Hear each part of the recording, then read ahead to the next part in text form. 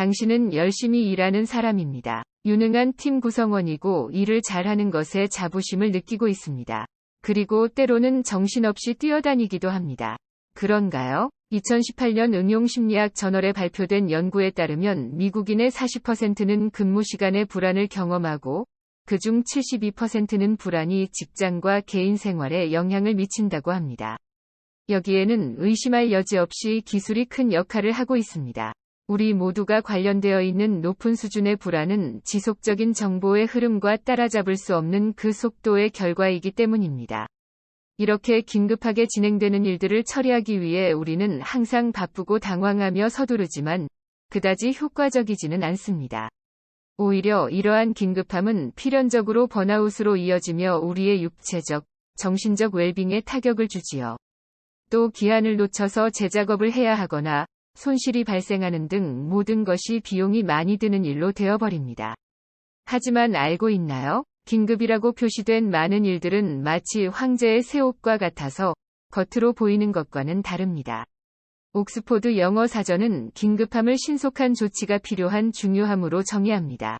그러나 오늘날의 직장에서 긴급은 중요 여부와 관계없이 시간에 민감하다는 의미가 되었습니다. 이 불필요한 긴급함은 스트레스를 주고 주의를 산만하게 만들기 때문에 비생산적인 긴급함이라고 합니다. 비생산적인 긴급함에는 두 가지 유형이 있습니다. 바로 가짜 긴급함과 피할 수 있는 긴급함입니다. 가짜 긴급함은 실제로 긴급하지 않은 메시지에 스스로 반응함으로써 자초하는 긴급함입니다. 이런 긴급함에 주의를 돌리면 일은 잠깐 중단이 되고 연구에 따르면 이를 복구하는 데에는 최대 20분이 소요됩니다. 혹은 외부의 원인이 있는 경우가 있습니다. 가령 당신의 동료가 긴급에서 긴급으로 또 정말 긴급이라는 식으로 점차 커지는 느낌의 이메일을 보내는 것입니다. 그는 충분히 큰 소리를 내면 자신이 원하는 것을 얻을 수 있다는 것을 아는 것입니다. 다음으로는 피할 수 있는 긴급함이 있습니다. 이때는 정말 긴급한 상황이 발생합니다. 피할 수 있었지만 피하지 못했기 때문입니다. 이것은 미루기, 무질서함, 과로 또는 잘못된 시간 관리와 같은 일로 발생합니다. 이 두 가지 경우 모두 계획된 작업과는 거리가 멉니다. 긴급함은 허풍인 경우가 많습니다. 더머크롤리는 긴급함의 전술을 통해 이러한 비생산적인 긴급함을 줄이는 데 도움이 되는 원칙과 전략을 제시하였습니다. 긴급함의 전술 중 한 원칙은 급하다는 말을 남발하지 않는 것입니다. 즉, 급하지 않은 일이라면 급한 것처럼 행동하지 마십시오. 정말 중요하고 피할 수 없는 경우를 대비하여 긴급 상황에 쓸 수 있도록 아껴두어야 합니다. 예를 들어, 이메일에 긴급 토큰 시스템이 있다고 상상해 보십시오. 당신은 메일을 보낼 때 한 달에 5번이 긴급 요청 토큰을 사용할 수 있습니다. 그 5번이 끝났다면 그게 끝입니다. 더 이상 긴급 토큰을 쓰면 안 됩니다. 동료들에게 잡아먹히고 싶지 않다면 말이죠. 긴급함은 아이스크림과 같습니다. 먹기 쉽고 중독성이 있으며 중요한 일이라고 할 수 있는 저녁의 식욕을 망칠 수 있다는 점에서 말입니다. 또한 긴급함은 아이스크림처럼 다양한 맛이 있습니다. 파괴적이고 비생산적인 긴급함 외에도 합리적이고 생산적인 긴급함도 있지요. 생산적인 긴급함은 사전에 계획해서 대비할 수도 없는 데다 신속하게 대응해야 합니다.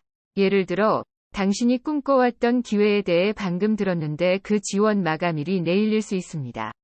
또는 회사가 상부기관으로부터 조사를 받고 있는 상황에서 당신은 상사로부터 보고서를 쓰도록 요청받을 수도 있습니다. 이러한 생산적인 긴급함은 견인력과 추진력을 생성하는 놀라운 방법이 될 수 있으며 이것이야말로 당신이 받아들여야 하는 유일한 종류의 긴급함입니다. 당신이 받아들이는 긴급함의 종류를 제한해야 하는 것과 마찬가지로 당신이 만들어낼 수 있는 긴급함도 염두에 두는 것이 중요합니다. 당신의 역할이 무엇이든 당신의 생각 없는 행동은 다른 사람의 하루를 망칠 수 있기 때문입니다. 비생산적인 긴급함을 줄이기 위해 더머크롤리가 제시한 긴급함의 전술에서는 긴급 상황이라는 말은 주의해서 사용해야 하며 불필요한 긴급 상황을 조성하지 않아야 한다고 말합니다. 이 두 가지 원칙은 당신이 일하는 방식을 모두 사전 준비적인 작업 방식으로 만드는 것과 관련이 있습니다.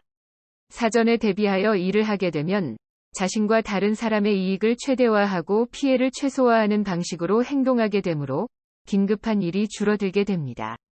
뿌리 깊은 습관과 행동을 바꾸는 것은 어려운 일이지만 변화는 이에 대한 당신의 인식과 앞일에 대한 전망에서 시작됩니다. 그리고 이러한 변화를 위해서 집중해서 개발해야 할 몇 가지 사고방식이 있습니다. 먼저, 미리 계획하십시오. 계획의 수립에 실패한다는 것은 실패를 계획했다는 뜻입니다. 따라서 성공할 수 있도록 계획을 미리 세워야 합니다. 이것은 당신의 직장 생활과 사생활 모두에 적용됩니다. 다음으로, 선행하는 사람이 되십시오. 이것은 동료가 필요로 하는 것을 생각한다는 의미입니다. 당신은 그들의 삶이 더 쉬워지도록 일하고 있나요? 처음에 제대로 하는 것이 중요합니다. 서두르면 실수로 이어져 불필요한 재작업으로 이어집니다. 속도를 늦출 여유가 없을 것 같겠지만 오래된 목공의 속담처럼 2번 측정하고 1번 자르는 것이 시간을 절약해줍니다. 항상 긴급함이 아닌 중요성으로 우선순위를 정하도록 하세요. 오늘날의 정보 과부하 속에서 생존하고 나아가 더 성장하려면 우선순위를 선별하고 중요한 일에 먼저 집중해야 합니다. 또한 미루는 것을 최소화하려고 노력하십시오. 보통 복잡하고 시간이 많이 걸리는 일을 해야 하거나 외부 압력이 없을 때 미루기 쉽습니다. 당신에게 책임감을 갖게 할 사람을 찾고 그와 보조를 맞춤으로써 스스로 행동하도록 만드세요. 마지막으로 몇 단계 앞서 생각하십시오. 축구 선수들이 공을 패스하는 것처럼 팀과 조화롭게 반응을 주고받으며 앞으로의 움직임을 예측할 수 있는지 확인해 보는 것도 좋은 방법입니다. 현재의 생산 시스템을 생각해 보세요. 그 시스템 안에서 당신은 사전 준비적이 아니라 사후 보완적인 작업을 해야 하진 않나요? 이메일 알림을 받았다고 가정해보죠. 급한 일도 아닌데 지속적인 알람이 오면 당신은 강박적으로 반응하게 됩니다. 이것은 1분 반응성입니다. 그런가 하면 이메일을 나중에 처리해야겠다고 혼잣말을 하며 미루는 막판 대응이 있습니다. 결국에는 잊어버려서 긴급하게 처리하느라 바쁜 일이 되어버리기 쉽죠. 나중에 그 일을 처리하느라 일의 우선 순위도 어긋나고 다른 사람들에게 불필요한 압박감마저 주게 됩니다. 익숙한 이야기인가요? 생산성을 극대화하는 비결은 사전 준비적으로 작업하는 것입니다. 이것은 너무 빠르지도 너무 늦지도 않은 딱 맞는 시간, 즉 골디락스의 죽과 같은 타이밍입니다. 비생산적인 긴급함을 줄이기 위해 더머 크롤리가 제시한 긴급함의 전술에서는 당신이 무언가 필요할 때는 다른 사람에게 알려야 한다고 말합니다. 사전 준비적으로 작업한다는 것은 기간을 명확하게 정하는 것을 포함합니다. 따라서 작업을 요청할 때 항상 마감일을 명시하고 팀이 시간에 맞게 작업을 수행하는지 확인하세요. 이제 현재 시스템을 사전 준비적인 시스템으로 전환해 볼까요? 먼저 모든 약속을 한 곳으로 정리하는 것으로 시작하십시오. 당신은 회의 일정을 위해 디지털 달력을 사용하고 있지만 해야 할 일의 목록은 앱이나 노트북 또는 당신의 머릿속에 흩어져 있지 않나요? MS 아웃룩이나 지메일 같은 간단한 도구의 작업 일정과 약속을 모두 정리하면 할 일을 더 잘 파악하고 제어할 수 있습니다. 다음 시간별로 활동을 관리합니다. 여기에는 달력의 특정 시간대에 계획을 표시하거나 특정 날짜에 작업을 완수하는 것이 포함됩니다. 마감에 대한 마음가짐에 영향을 주기 때문에 마감일을 기준으로 정렬하는 것이 일반적이지만 원하는 시작 날짜에 따라 정렬하는 것도 좋습니다. 매일 3가지의 중요한 우선순위를 두고 이를 위해 노력해야 합니다. 매일 아침 10분, 매월 초에 1시간만 하면 집중력과 균형감을 얻을 수 있습니다. 시간을 균형 있게 유지하는 것을 잊지 마세요. 이는 우선적인 일이나 관리를 위한 충분한 시간을 가질 수 있도록 주간 회의 일정을 조정할 수도 있다는 것을 뜻합니다. 마지막으로 이메일 알림을 끕니다. 이메일이 올 때마다 정말 알아야 할까요? 대답은 물론 아니요, 일 겁니다. 게다가 불필요한 산만함으로 생산성이 저하되기도 합니다. 정말 긴급한 문제의 경우에는 전화를 하거나 직접 말을 걸어달라고 동료에게 미리 얘기해 두는 것이 좋습니다. 당신의 업무 스타일은 주변 사람들에게 영향을 미칩니다. 특히 당신이 리더라면 더욱 그렇습니다. 위의 것들은 모두 기본적인 변화지만 일관되게 수행된다면 생산성에 좋은 영향을 미칠 것입니다. 긴급함의 조절에 관한 얘기를 해보겠습니다. 여기 아이러니가 하나 있습니다. 긴급함에 대한 글을 쓰고 있는 더맛 크롤리가 지금 긴급 상황에 있다는 사실입니다. 처음 그가 글을 쓰기로 생각했던 기간은 합리적으로 보였습니다. 그러나 갑자기 집을 사게 되었고, 이사 준비를 하는 것과 글을 쓰는 것을 동시에 하는 것은 어려웠습니다. 그는 당황하는 대신 출판 편집자에게 이메일을 보내 마감일에 여유가 있는지 확인했습니다. 그리고 다행히 여유가 있다는 것을 확인하고 안도할 수 있었습니다. 그는 질문을 함으로써 긴급함의 조율 가능성을 타진했습니다. 이것은 시간과 같은 제약 조건을 조정하여 압력을 줄이고 작업을 완료하는 방법의 예입니다. 시간 조절뿐 아니라 품질, 범위, 예산, 자원 및 위험도 긴급함을 조정하는 데 사용할 수 있습니다. 마치 다이얼을 돌리는 것처럼 말입니다. 볼륨 조절과 마찬가지로 긴급 조절 다이얼은 위나 아래로 돌려서 긴급한 문제를 관리하거나 임박한 마감 기한의 균형을 맞출 수 있습니다. 시간이 긴급하고 조율할 수 없는 경우에는 이제부터 설명하는 다른 다이얼을 조절하여 당신이나 팀이 녹초가 되지 않도록 할 수 있습니다. 우리 모두는 양질의 결과를 제공하고 싶어 합니다. 그러나 품질의 다이얼을 높이면 마감일을 맞추는데 압박이 가해질 수 있습니다. 때로는 충분히 좋은 수준으로도 충분하며, 시간을 엄수한 80%의 제품이 늦게 배송되는 100%의 물건보다 낫습니다. 제조 분야의 모토는 빠르거나, 저렴하거나, 좋은 것에서 둘을 선택하라라는 것을 기억할 필요가 있습니다. 다음으로, 범위라는 다이얼이 있습니다. 범위 조정에는 하고 있는 일에 꼭 필요한 구성 요소를 분별하는 작업이 포함됩니다. 또한 팀원들이 중요한 마감에 집중할 수 있도록 작업량의 균형을 맞추는 일이기도 합니다.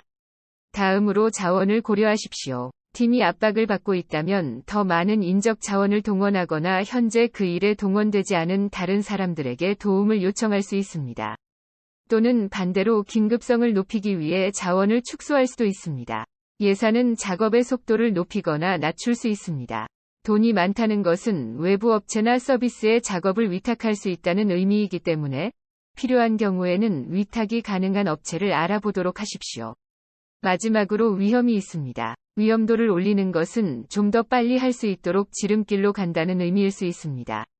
당신이 위험 회피적이라면 마감일을 맞추기 위해 높은 수준의 긴급 상황을 만드는 게 필요할 수도 있습니다. 특히 중요한 문제와 관련해서는 순간적으로 결정하지 않도록 주의하십시오.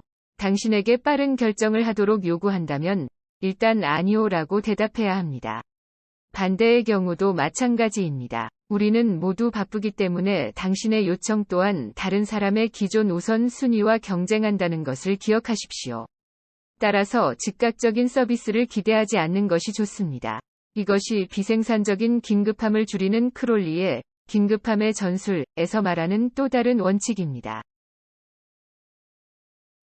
팀에서 만연하게 벌어지는 긴급 상황에는 어떻게 대처하는 것이 좋을까요? 일단 긴급이라는 것은 고위 수준의 리더십입니다.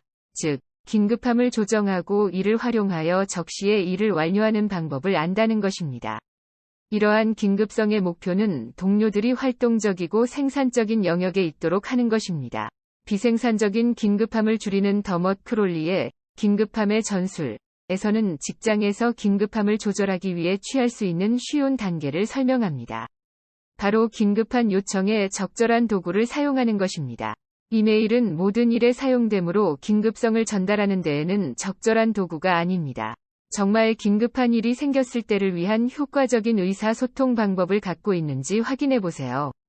중요한 문제나 기회에 대해 적시에 해결해야 하는 팀이 있다고 가정해 보겠습니다.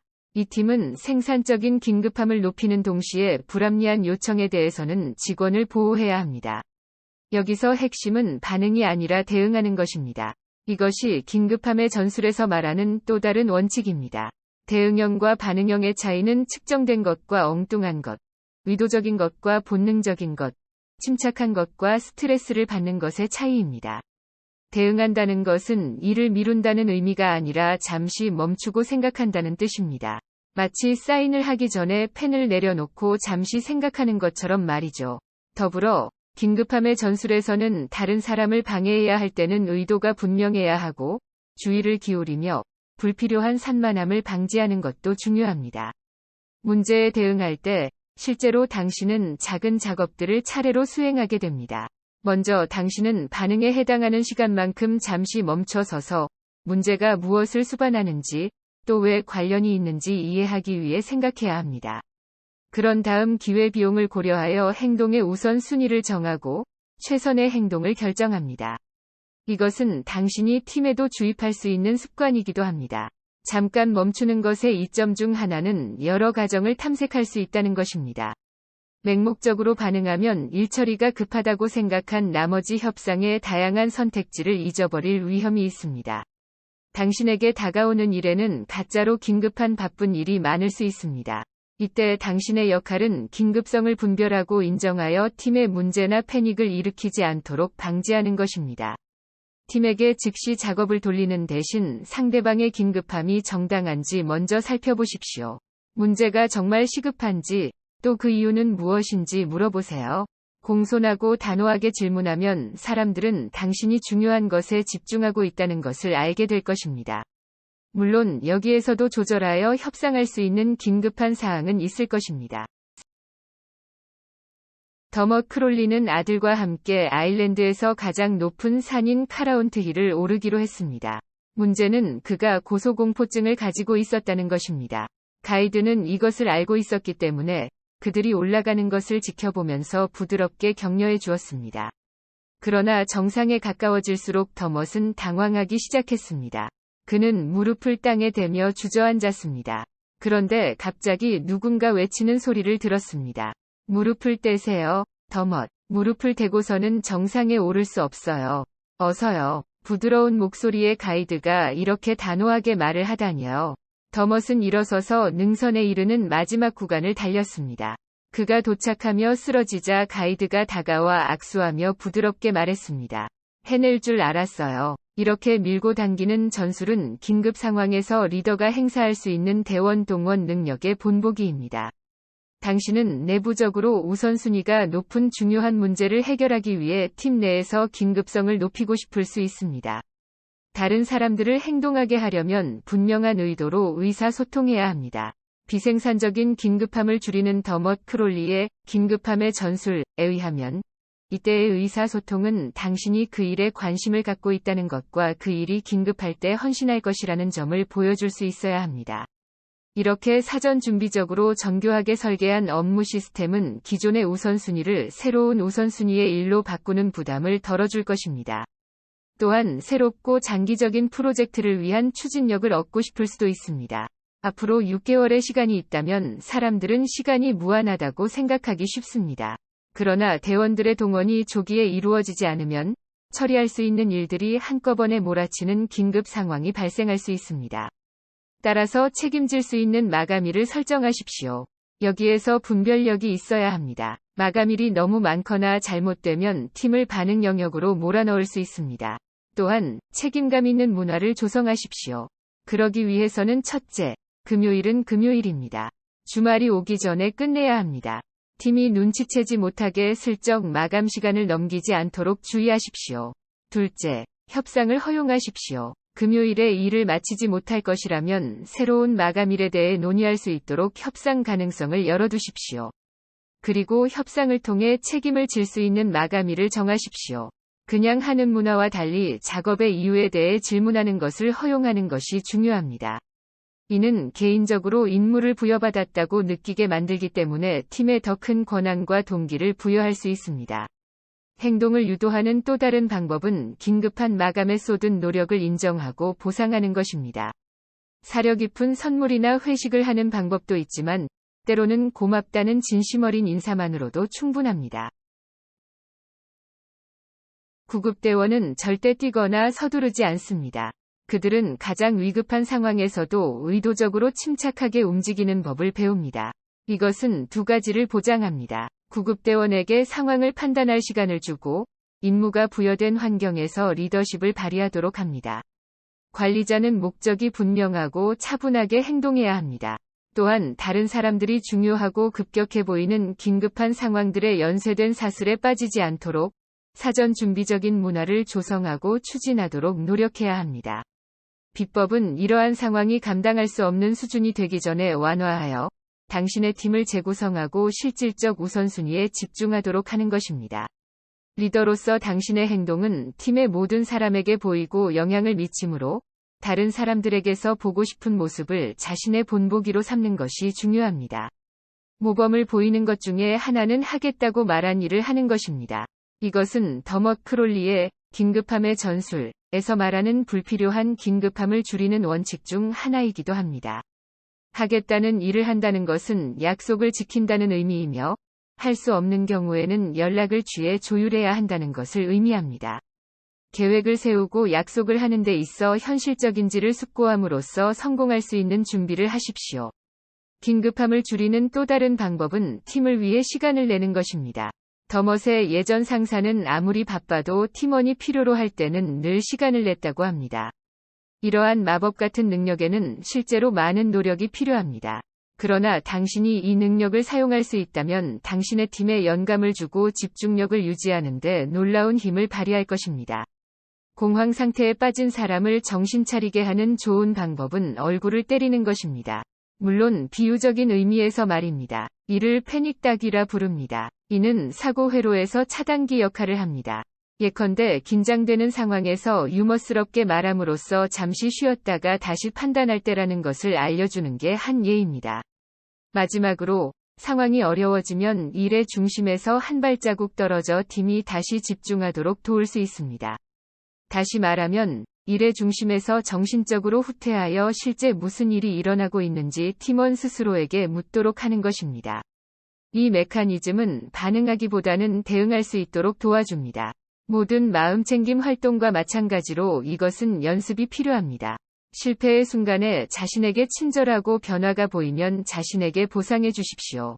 서두를 필요는 없습니다. 천천히 시작해 보세요.